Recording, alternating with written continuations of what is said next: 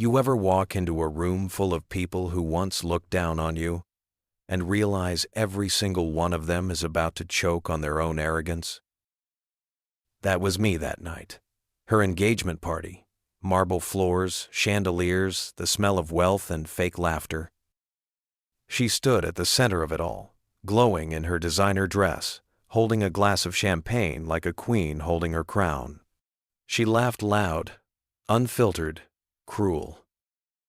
"Come on," she said, her voice cutting through the noise. "He's just a secretary." "Just a secretary?" 50 pairs of eyes turned to me, half curious, half pitying. Some smiled, others looked away, already erasing me from their perfect little world.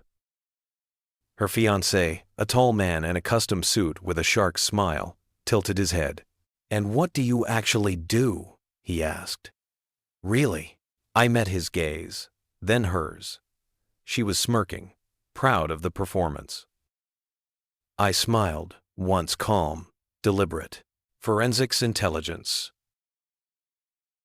And just like that, the room stopped breathing.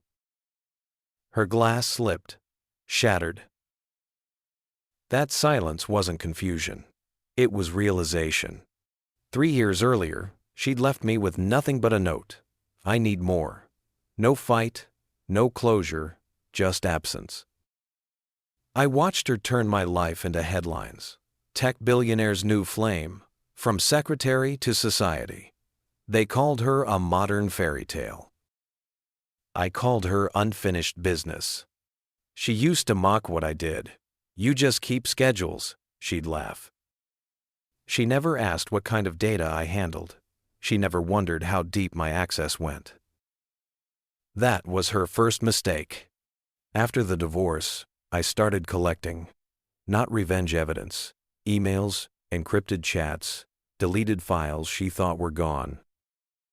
The thing about me is, deleted doesn't mean gone. Encrypted doesn't mean safe. The day she served me the papers, I cloned her phone, mirrored her cloud. What I found wasn't just betrayal. It was coordination. She hadn't left for love, she left for leverage. My ex-wife, Olivia, had been selling corporate secrets, using me as cover, trading names, contracts, blackmail material. Her new billionaire fiancé, Richard Hale, wasn't her future. He was her next transaction. For 3 years I played the invisible man, quiet, patient, thorough. I built a dossier that could take down empires. Offshore accounts, burner phones, VPN masks, all traced, all tied to her. She left breadcrumbs everywhere. Lipstick on a collar, but in binary code. Eventually, the corporate counter-intel unit flagged her name. She was one whisper away from legal exposure. That's when I stepped in. I didn't ask for money. I asked for access. Full clearance. Every file, every trace. She thought I was gone, but I was the reason she wasn't already in prison. I'd been covering her tracks not out of mercy, but strategy. I wanted her fall to be public, poetic, and absolute.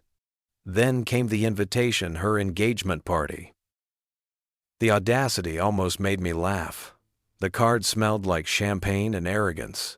She wanted to flaunt her new life, to parade me like a relic. So I accepted. When I walked in, she lit up like I'd brought her a memory she could mock. "This is Ethan," she told the crowd. "My ex. He still answers phones." They laughed, a symphony of ignorance. Then came Richard's question. "What do you really do?" I gave him those 2 words, forensics, intelligence.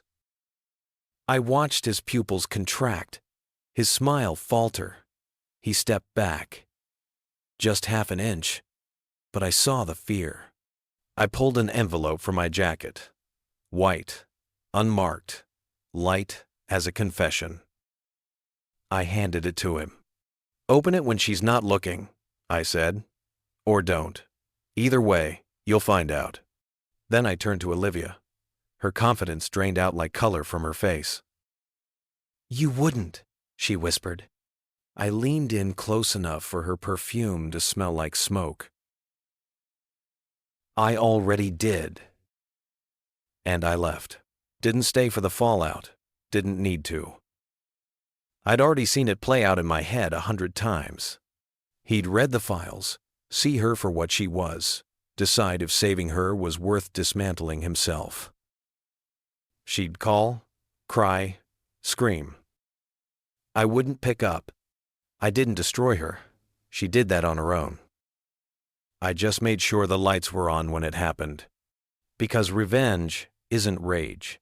It's precision. It's patience. It's letting them hand you the shovel and then watching them dig.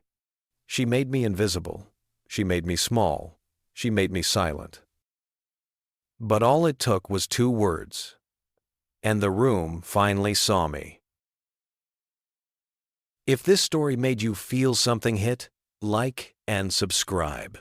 Here, every betrayal finds its ending.